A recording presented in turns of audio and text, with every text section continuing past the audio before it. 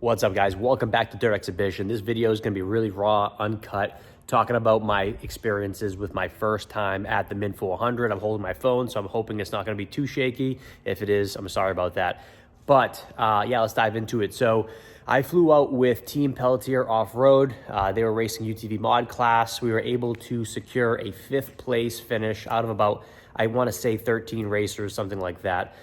It was their 3rd year at the Mint 400. The first 2, they weren't able to finish the race due to mechanical issues with their machine. But this year we were able to pull it off. So it was really awesome being able to go out there with those guys. Like I said, I've never been out there before. I've never even been out and experienced any kind of desert off-road racing at all. If you guys know the channel, we are New England people. We're Hampshire, Maine, Vermont, that kind of thing. So let's talk about the kind of behind the scenes thing. So we flew out, we stayed at the Golden Nugget Hotel. I would recommend it.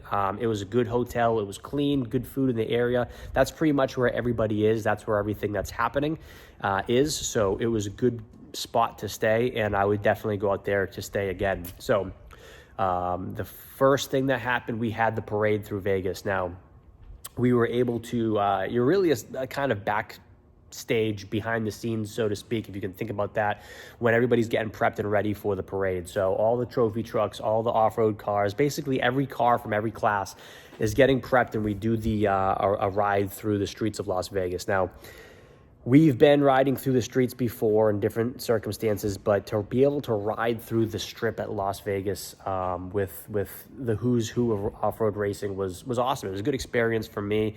I would love to do it again. The guys at Pelletier Off-Road were gracious enough to allow me to be in the machine for that and film it. So awesome. Still, huge shout out and thank you to those guys for that experience. So then you have a tech and like contingency day, which is all the racers in their cars are getting checked. They're making sure that the cars meet the rules in their class, and nobody is out of the rules in their class, which happened to a few people. And this is where the teams are moving their cars down the road. In the middle of the road and on the side, you have all of the sponsors and the big name companies that are out there. Spectators are also walking around. Now, I know I have a lot of New England viewers here on the channel, so if you can think about the block party in Berlin at Journey to Jericho festival, it is that times 100. I mean, you have the biggest names in racing, the biggest companies, everybody's there. What an awesome experience it is. It's really nothing like we have in New England, which is something we're gonna have to work on to get here and build up the community a little better here in New England. So then once all that stuff is done, everybody basically goes out to Primm, Nevada. Now, a lot of people stay at Buffalo Bills in Primm, Nevada. Now, Buffalo Bills is good, but it's not really the best. Finding food in Primm, Nevada sucks. So if you are gonna go out there, have a plan. I learned this from my first time. Again, there's some fast food joints. The restaurants at Buffalo Bills were closed. There was a Denny's that had one waitress working, and there was hundreds of people looking to get food. And I asked the waitress how many cooks they had, and they said 1. And so there was no way they were able to keep up with the amount of people that were there. So yeah, that's the only thing I would say is really a downside is there's no food around there. So, you know, you're gonna have to figure something out or have a plan for food if you're gonna go. Then we had race day. Now, guys, race day is where I really wanted to be a student, and I really wanted to take in as much as possible in terms of knowledge, experience, that kind of thing. So if you don't know, you have 3 pits. You have your main pit, and then you also have 2 remote pits. You have Gene Hurst, and then you have your Gonzo pit.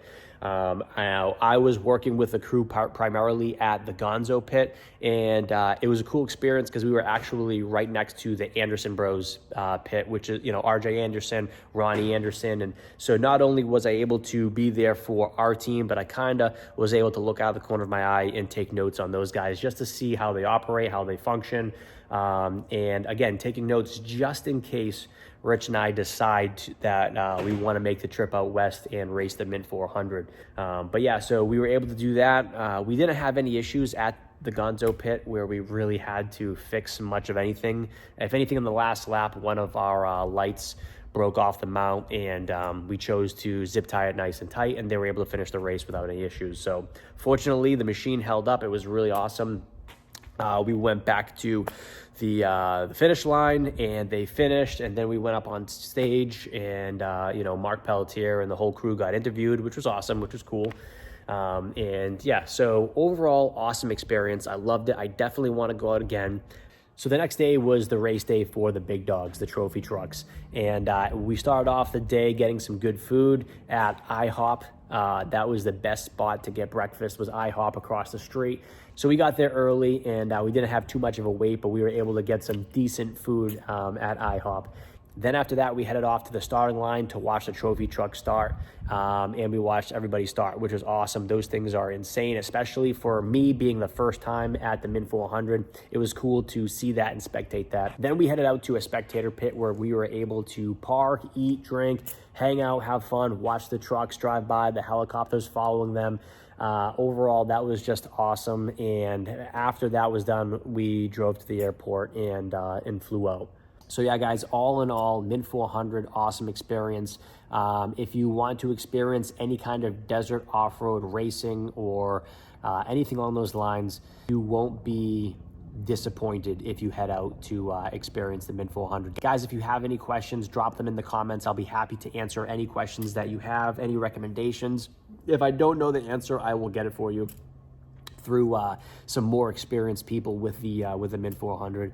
Met a lot of great people, made some great connections. But overall, guys, yeah, that was my Min 400 experience. If this is your first time watching, hit the like button, subscribe to the channel. We've kind of been slow on videos lately, but we're gonna keep them going because we have so much going on right now. We're gonna start picking up with more videos on YouTube. But yeah, guys, that's it. Thanks for watching, and we'll see you in the next one.